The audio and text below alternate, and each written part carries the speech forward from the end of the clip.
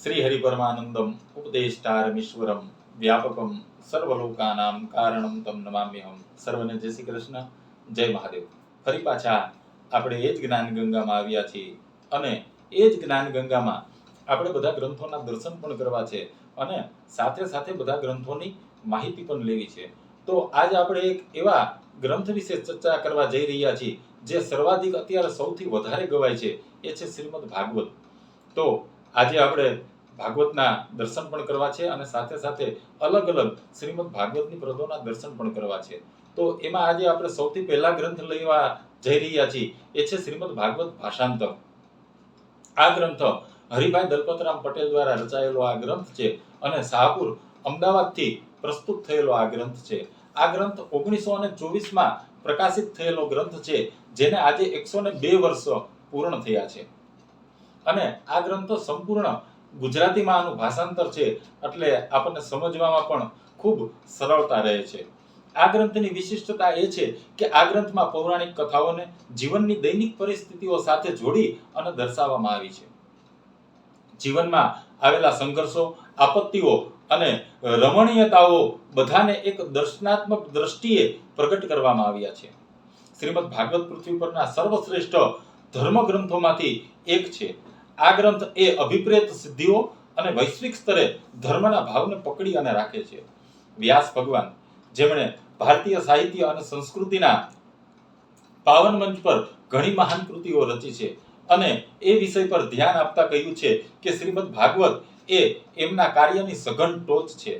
આ ગ્રંથના આપેલા ઉપદેશોને આધારે વિશ્વના જીવંત આત્માની પવિત્રતા અને અનંત ભાવના સ્પષ્ટ થાય છે. આ ગ્રંથનો પ્રભાવ એટલો ઊંડો અને પ્રેરણાદાયક છે કે આને શ્રવણ કરતા દરેક માણસના જીવનમાં એક પવિત્ર પરિવર્તન લાવી શકે છે. તેમના શબ્દોથી પ્રેરણા લઈ દરેક માનવી પોતાને ભગવાન શ્રી હરિની સાથે એક સીધો સંબંધ અનુભવી શકે છે. એ છે શ્રીમદ ભાગવત ભાષાંતર. ત્યારબાદ આપણે જે બીજા ગ્રંથના દર્શન કરી રહ્યા છીએ, એ છે શ્રીમદ ભાગવત મહાપુરાણ. ડોક્ટર ગાયત્રી પ્રસાદ પાંડે દ્વારા આ ગ્રંથની રચના થયેલી છે અને આના સંપાદક આચાર્ય સરસ્વતી પ્રસાદ પાંડે છે અને આના અધિવક્તા જનાર્દન પ્રસાદ પાંડે છે. અને આ ગ્રંથ શારદા સંસ્કૃત સંસ્થાન વારાણસીથી પ્રસ્તુત થયેલો આ ગ્રંથ છે. અવસરણને શરણ આપનારા, નિમિત્ત વગર કરુણા વરસાવનારા, ભક્તજનની સર્વ ઈચ્છાઓ પૂર્ણ કરનારા ભગવાન શ્રી કૃષ્ણ તથા તેમની આનંદમયી શક્તિ, કરુણામય શ્રી રાધાજીની અનંત કૃપાથી શ્રીમદ ભાગવતના ગૂઢ અર્થ અને હિન્દી દોહા ચોપાઈના મીઠા રૂપમાં રજૂ કરવાનો અવસર આપણને પ્રાપ્ત થયો છે. તો શરણાગત ભાવથી બધા અલગ અલગ ગ્રંથોના દર્શન પણ કરવા છે. શ્રીમદ ભાગવત આ બધા ગ્રંથોમાંથી અનોખું અને અનમોલ ગ્રંથ છે, જે સાંસારિક બંધનોથી મુક્તિ અને ભગવાનના ચિંતન માટે શ્રદ્ધાવાન ભક્તોને માર્ગદર્શન આપે છે. શ્રીમદ ભાગવતના અભ્યાસથી આપણે ભગવાનના સંસ્મરણમાં શ્રદ્ધા અને ભક્તિ દ્વારા મુક્તિ મેળવી શકીએ છીએ. જો કોઈ વ્યક્તિ કષ્ટમાં, પરેશાનીમાં હોય અને પરવશતાથી પણ ભગવાનના નામનો જપ કરે તો તેને તરત જ મુક્તિ મળે છે.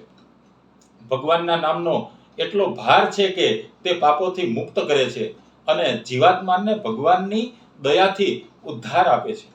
કળિયુગમાં જો બધા યોગ અને ઉપાયો ખામી ભર્યા છે, તો પણ ભગવાનના ભજન અને સંકીર્તનમાં માત્ર જીવનના તમામ કાર્યોથી મુક્તિ મળે છે.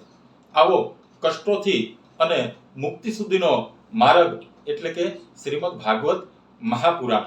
ત્યારબાદ આપણે જે બીજા ગ્રંથના દર્શન કરી રહ્યા છીએ, એ છે શ્રીમદ ભાગવત ભાષાંતર. આ બીજું ભાગવત આપણે લઈ રહ્યા છીએ. એ બંને ભાગવત ભાષાંતર જ છે, પણ આ પણ અલગ ભાગવત છે. એ છે શ્રીમદ ભાગવત ભાષાંતર. આ મુંબઈ વેદ ધર્મ સભા દ્વારા આનું ભાષાંતર થયેલું છે અને સસ્તું સાહિત્ય વર્ધક કાર્યાલય અમદાવાદથી પ્રસ્તુત થયેલો આ ગ્રંથ છે. આ ગ્રંથ પણ 1913માં પ્રસ્તુત થયેલો આ ગ્રંથ છે, જેને આજે 112 વર્ષ પૂર્ણ થયા છે.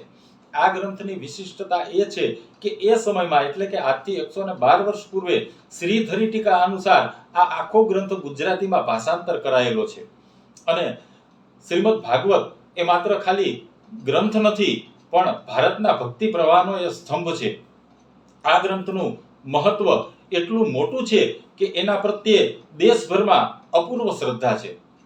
શબ્દોના સુમેરુ જેવા આ ગ્રંથને અનેક મહાન ઉપાસકો અને આચાર્યો અદ્વિતીય ભક્તિ શાસ્ત્ર માને છે.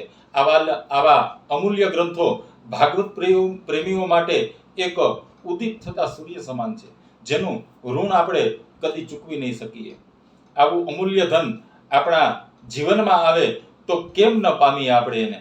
ભક્તિનો ખજાનો એટલે આ શ્રીમદ ભાગવત ભાષાંતર.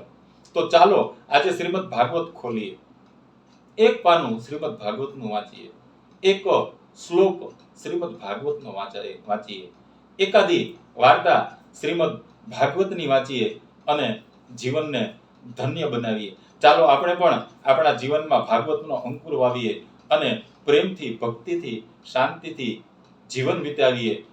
અને આપણને આ ભાગવત દ્વારા શીખવા મળે છે કે આપણે જીવનને કેવી રીતના જીવવું અને આપણું મરણ પણ કેવી રીતના સુધારવું, એ આપણને શ્રીમદ ભાગવત દેખાડે છે. તો આજે આટલા આપણે ગ્રંથોના દર્શન કર્યા અને આટલા ગ્રંથોની માહિતી લીધી.